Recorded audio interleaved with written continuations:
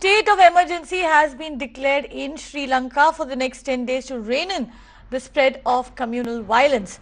Now, this comes especially at a time when the Indian cricket team is in Sri Lanka.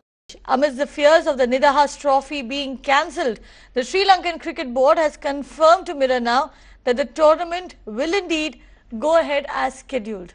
Joining me is Viren Farao, who's been speaking with the Sri Lankan Cricket Board and getting us all of that information. Viren, break it down for our viewers first. Let's tell them what really happened in Sri Lanka, what brought about that state of emergency that has been declared in the country.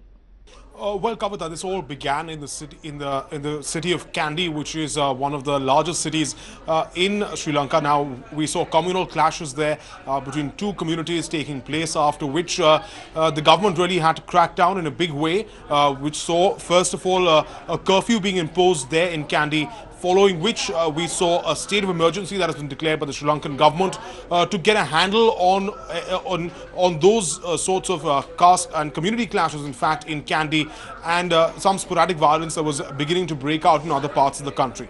Now, this also led to a lot of concern for the Indian government, because, as you know, a lot of Indians do travel to Sri Lanka. The Indian cricket team itself also is in Sri Lanka, and they're there for a tri-series which begins later today. The first match of this tri-series takes place with India taking on Sri Lanka in the first game.